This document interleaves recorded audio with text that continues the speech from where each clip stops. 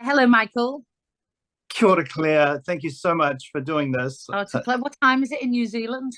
It's 10:30 at night, so I Oh, feel like is a bit it? like, yeah, I feel like a bit like I'm out, like at a club or something, You like but out it's my out? house. Yeah. So It's nine is thirty it? in the morning here. Oh, okay. So So kind of I'm breakfast recovering time. from the club. How long has Coro been going for? Oh my God. Corrie has been going for 60 years. So Wow. when Shortland Street started, Brookside had been going for 10 years and Ah, Corrie had been going for 30 years. So what can the British viewers expect from it? from Shortland Street. Yeah.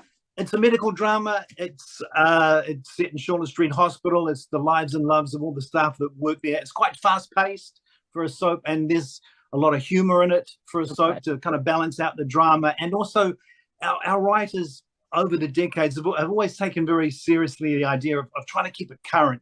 So they're always on the lookout for the issues and that people are concerned about. And yeah, Well, they, this they, is they try to make. interesting you say this because, for example, Corrie used to be very character led. Brookside was known for its groundbreaking stories, which we will talk about later. And Corrie was always character led. And now television's changing. Corrie is becoming a bit more issue led as well now. Okay. People are expecting more hard hitting subjects, aren't they? Yeah, yeah, they definitely are. Yeah, luckily, Shortland Street has had always kind of been doing that. So, and it's just something that we've kept. The other thing about Shortland Street is, unlike the UK, it's kind of the only drama that's always there, and sometimes depending on our industry, it's literally the only TV show being made in New Zealand. So I think the writers feel a kind of responsibility and an obligation to make Absolutely. sure that everything is reflected. You know what I mean? It's the first time ever that we've had Shortland Street playing overseas at almost current Parallel, yeah. with what's playing in New Zealand. So it's really exciting for us because it kind of means we'll have people over in the UK who can have interesting conversations with people watching it in New Zealand and other Fantastic. places, and there won't be any spoilers going on. They'll be able to share opinions watching the same episode. So it's pretty cool. I'm excited about it. I remember as a kid, every Saturday, so we used to do what they call the omnibus edition of Brookside. It was Yeah. on during the week. Then Saturday, they'd show all the episodes. For me, Saturday, I'd rush home, sit and watch the omnibus with my mum. Every Monday, Wednesday, and Friday, we'd sit and watch Coronation Street. Yeah. People are watching TV different now. The youngsters, everyone's watching TV. You watch it on demand. And I suppose that you're looking at the omnibus edition, it's kind of similar to watching it on STV Player now. You can watch it all in one go, but people are watching TV different now. What do you think of the benefits of that? It's so different, isn't it? Well, it's brilliant, isn't it? You get to choose when you watch it.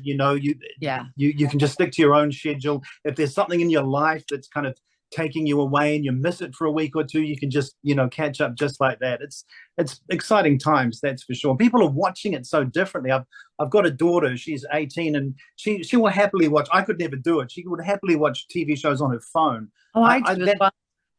I hate doing that. I need a big screen. But can you watch TV shows on a phone? In bed, yeah, just prop my phone up and work, catch up with stuff. Yeah, Okay. Okay. yeah, and I know. Yeah. It's bizarre, isn't it?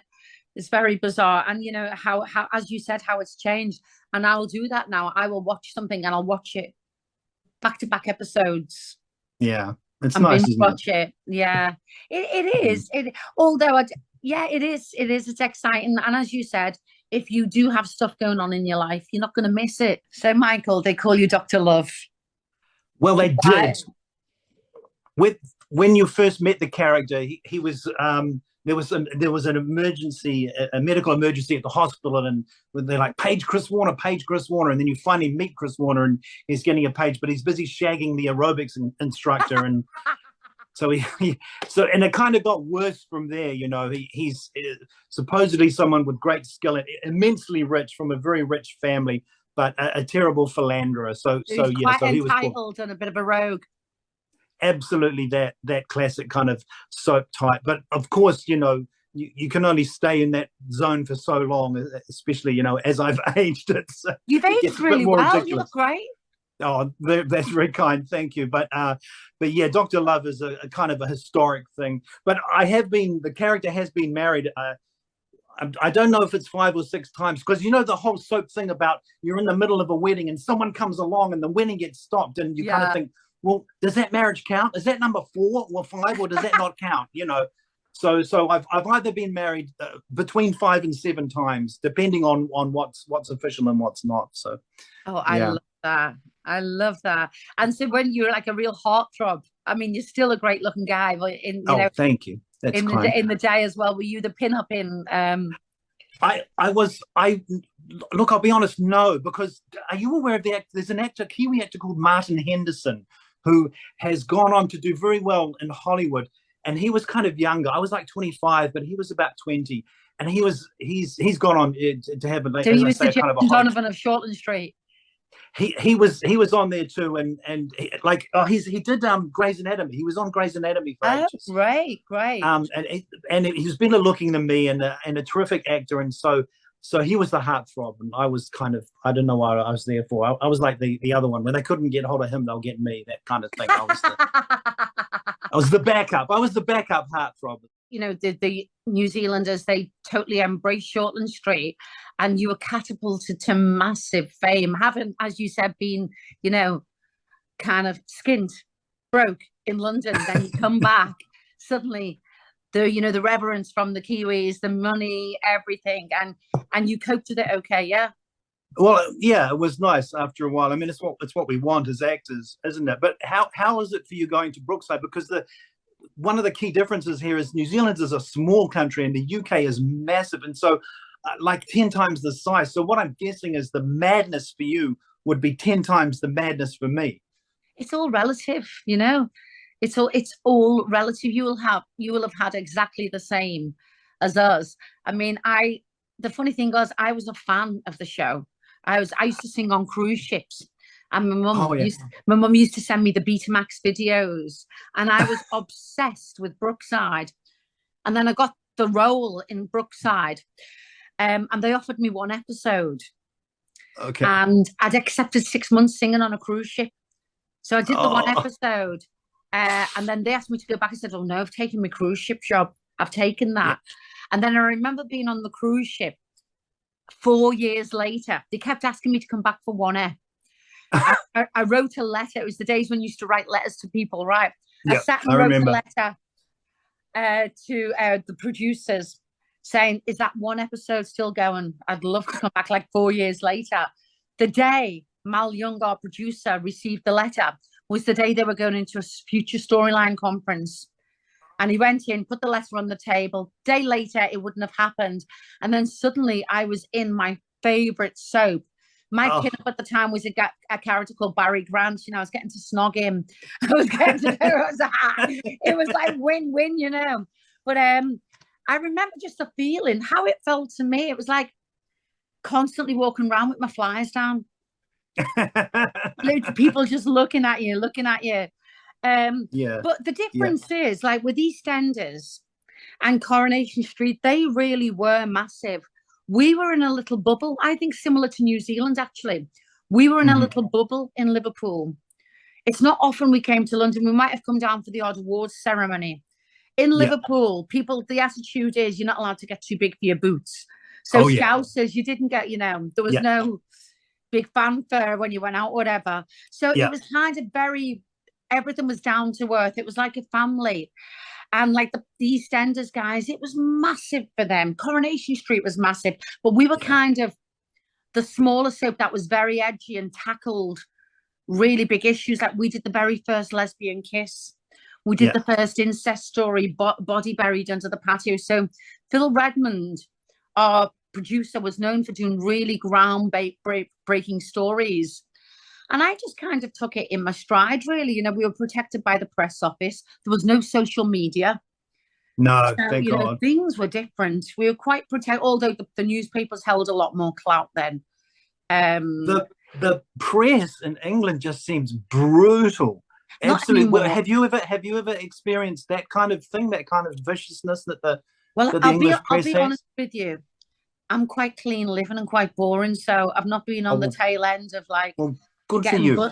Getting busted for anything, but one journalist did compare me to Hitler once. Oh, what?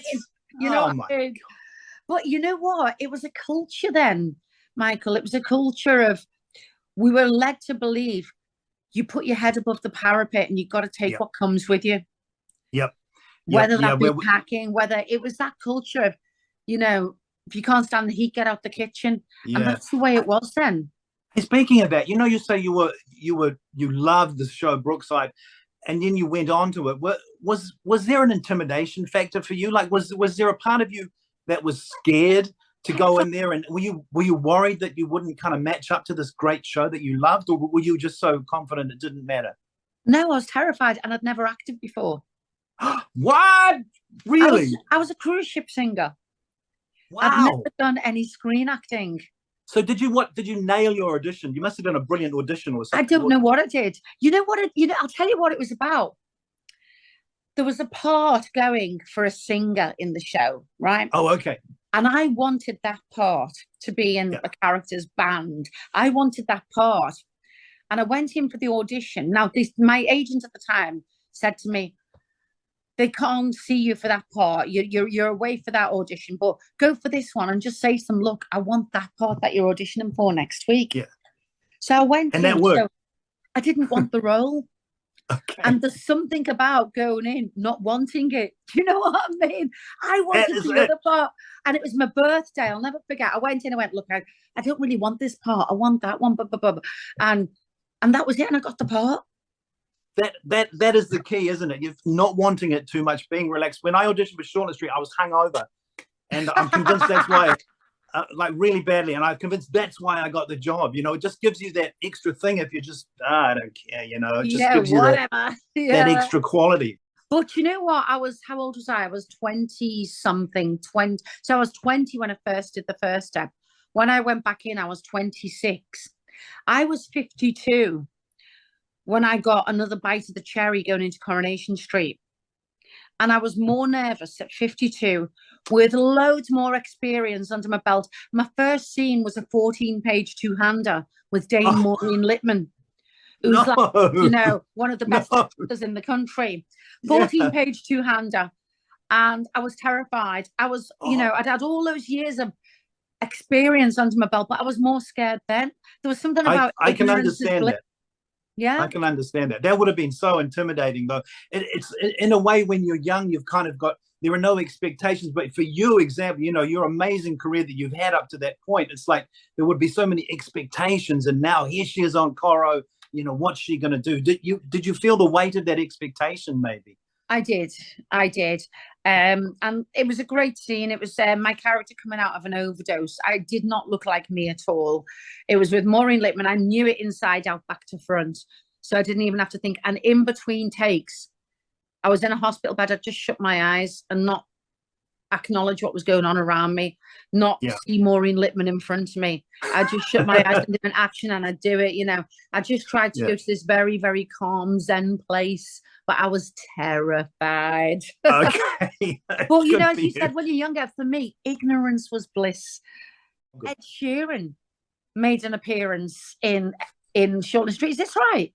That was absolutely I mean, what a guy, what a performer. That, of course, was the week that I was on holiday. So no way. I didn't. 2014, wasn't it? What happened? I didn't get to meet him. Well, he actually had a scene with another young actor who's gone to do very well, called KJ Arpa, who's on a show. They did a revamp of the Archie comics, Riverdale. Yeah. So it was a big show in the States, and KJ Arpa was a Kiwi, very good-looking young man, and his scene was with Ed Sheeran. Ed Sheeran was kind of giving him kind of advice on how to play the guitar. But he was just an absolute dream. Apparently, I wasn't there, but he was just lovely to everyone. That blows my mind that he even was aware of us. So I didn't get to meet him, which was a shame, because he sounded like. But I did get to do a scene with Conan O'Brien. Are you aware of Conan O'Brien? Yes. Yeah, he's got this show, and the premise of the show is that he goes to small countries that only have like one soap, and he guest roles in their soap. I love that. And so we qualified. And so I had this crazy scene with Conan O'Brien where he plays this incredibly arrogant doctor, and he just kind of, dismisses everything I say. It's iconic. Ed Sheeran was also in the Bridget Jones movie. He was very good in it. He's very good. Hey, tell me, Claire, you must have worked with some massive names. And what is there any that really stand out to you? Is there anyone you think? I mean, you mentioned Maureen Lipman. Are there any other ones where you think, oh wow, I got to meet that person, or I got to work with that person? I've got a storyline now with a character called Ken Barlow, who's the longest serving. I know Ken Barlow. He's the longest serving actor in soap. He's been in it 60 years, right? Wow. He's 93 years of age. Oh. He doesn't drop a line. His eyes twinkle. He drives himself into work. He's more on his lines than I am. He's fantastic. He's a national treasure. I'm poisoning him. You're poisoning it. How you? Oh, you mean your character is literally poisoning his character? I'm going to be the most hated woman in the UK. No, you can't. No, you can't. I know my that. character was just starting to have a redemption arc. She's no. To be liked. Even I know who Ken Barlow is. You can't be killing Ken Barlow. No. Poisoning him. So in the UK, we have a thing called the Hun culture, which is quite, just relatively new the last few years. You're looking at me blank. You obviously don't have it in New Zealand. The Hun culture. Okay. It's kind of massive with women of a certain age and gays, right? And it's kind of pop stars from the 90s, soap stars, kind of, glamorous middle-aged women partying and gays, and they call it the Hun culture. Okay. And so do you have anything like that in New Zealand? If we do, they're doing it without me. You're not a Hun, are you, babes? I'm not a Hun, and I've not heard this term before. I love it. It sounds fantastic, but I have not heard that term before. That's brilliant. That's brilliant. So is it a reaction maybe against the kind of the youth obsessed social media and all these kind of influences? taken off. It started off, there was a website called Mumsnet, right, where all the mothers would go on, and then someone set one up called Hunsnet, right? Okay. And it's kind of like women like myself. There's a woman called Gemma Collins who's very outspoken, Lisa Scott Lee, and Lovely. It's kind of breathed life into a lot of people who disappeared in the 90s. And it's now fantastic. They do brunches for the Huns. I don't like going out. I would rather do a long day than a night out now. Go out, have a few drinks. Yeah, 1,000,000%.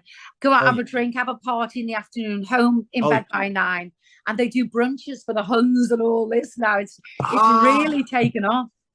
Okay. And you are, I hope, a forefront of this movement, and people are giving you the adulation you deserve. Or... I don't know about that. There's a few others ahead of me in the queue. Oh, okay. So, Michael, a few years ago, there was a clip of you in Shortland Street that went viral. It even ended up on Jimmy Kimmel. Tell us about that.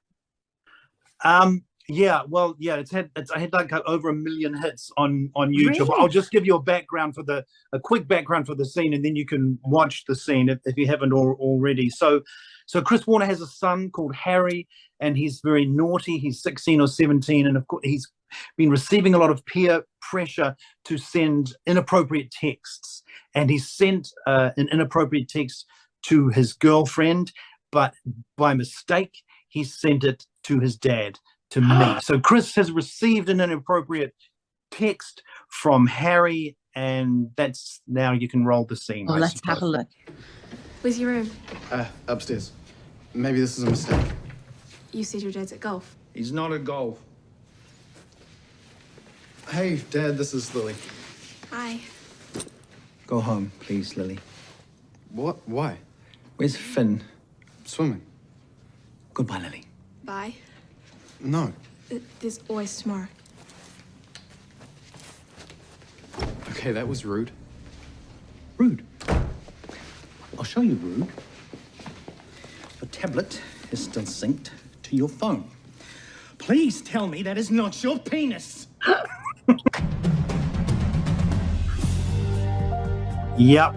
And so that catchphrase is now Please legendary. tell me that is not your penis. Please tell me that's not your penis. that people shout that at me on the street. Yeah, I love that. That that's my epitaph now. That's going to Well, be on my I love gravestone. that all the years of work, the hours you put in, and that is your epitaph. That is fantastic. It's your legacy, Yep. isn't it? That's So fantastic. yeah, so that was crazy. For some reason, it caught fire and ended up on the Kimmel Show, and they reenacted the scene. And Alec Baldwin played Chris Warner, and it was all just way too much. So, Michael, I'm going to Yep. test you on your knowledge of Shortland Street, of your character, your history over the years. Right, here we go. You've had 5 sons. Can you name them? Well, Harry, that Yeah. one, Frank, Yeah, and Finn.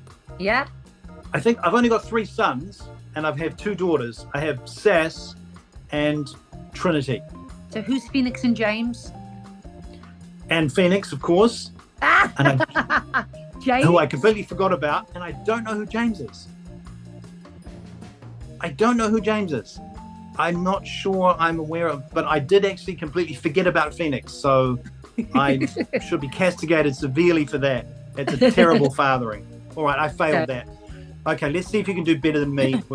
I'm sure you can. How many British soap awards did Brookside win during its time on air? I've not got a clue. 9. I'm so sorry. You won 9. You won 9 Really? soap 9. awards. That's fantastic. That's great, isn't it? That's bloody I brilliant. remember going to the Soap Awards one year, and Brookside forgot to tell me I was nominated. And I won. So- what a I wonderful won. surprise. And you know what? I'd just flown in from Vegas. I'd had a crazy time in Vegas, and I thought, oh my God, I don't know. Should I go? And I went, and I won the most dramatic scene. Didn't know I was nominated. Oh, That's how lovely, isn't it? wonderful. Right, so you've had many, many great actors in Shortland Street, but there's one who went on to appear in Riverdale, which is a massive show. What was his name? That's KJ Apa. Yeah, that's That's right. That's he it. was the one that was in the scene with Ed Sheeran. Yeah. Yeah. Okay, so all right, I'm 1 from 2. Okay, so in which? Oh, you have to know this. In which city was your character, Lindsay Corkle, arrested for drug smuggling in 1996? Bangkok. Indeed, Bangkok. But Well listen done. to this. When I got that script, I thought, oh my God, we're going to go on location. Yeah! Right? We went to Liverpool Airport. Yeah, I bet. They put me on a travelator, sprayed some water on me to make me look sweaty, right? Got a few extras in. Yeah. And then I did this scene where I get arrested, I break down crying. It was a really dramatic scene. Yeah. Fabulous. And I thought, great, I really enjoyed that. They went, oh, we've got to go again. Why? We went past a sign saying, welcome to Liverpool on the wall. He covered it with an orchid. See, if you did that now, you could just use computer effects and get rid Yeah, of the you sign. just use, was it CGI or something they call it, yeah? Yeah, keep your. Oh, that's so funny. Oh yeah, I'm so familiar with that situation. You read your character is suddenly in another country, but no, you never go there, do you? Your very first episode, playing Dr. Love, you had a very intimate scene with another actress. What was her profession? He was an aerobics instructor. Yes, that's right. And we were shagging in the one of the rooms. Yes, terrible. Very I should have been adventurous. saving lives, but instead I was doing that. So Very Yeah. flexible. it only got worse from there. Right. Okay. Here's your final question. How long did it take Brookside to reach 1 million streams when it was relaunched on STV Player in 2023? The clue is it broke streaming records. Wow. It did, and it ended up the most popular show on STV. I think it was quite quickly. I think it might have been within the first week, you know. That's the the first answer. the first few showings, yeah. 1 week. So in one week you had 1 million streams. There's still a lot That's of staggering, isn't the it? show. And it's funny now, I'm in Coronation Street, got a cracking part. People still say Lindsay Corkle, Brookside. Yeah. I bet. It's iconic, yeah. Yeah, that's fantastic. God, 1 million. God, I hope Shortland Street does that well. You've definitely given Shortland Street something to aspire to there. That's fantastic. Wow, I okay. think Shortland Street will be a grower. I think people will watch it, start to fall in love with it, and it'll build. It'll be word of mouth. Thing is, with Brookside, it was such a nostalgic punch for everyone. You know, it came back, and it's like Brookside's being shown again, and it was Okay. just such nostalgia. So, All right. For the it 90s, was instant. are they starting it from very beginning or The from the very 90s beginning, or from the 80s, from the 80s? Okay. very Right. beginning, yeah. Right. So, And so when does it reach your heyday? Is that a few years away yet? a few years away, yeah. But that's what made me laugh. They wheeled me out to do all the press for it, right? So Okay. I was loving it, you know, me and Lewis Semrick, a few of us, and they were like, "So you're gonna?" I said, "I'm not on for another 20 years." But anyway, I really enjoyed chatting to you, Michael. Really Thank you, lovely. Claire. Thank you. Yeah. Likewise. I feel honoured to have had that time with you. I know how massive you are in the UK, and so I'm really appreciative of you taking the time and And you've helping still got promote lovely it like that. shiny hair, haven't you? Like Ken Barlow. And if you're interested in seeing Michael Galvin in action as Dr. Chris Warner, you can watch brand new episodes of Shortland Street only on STV Player.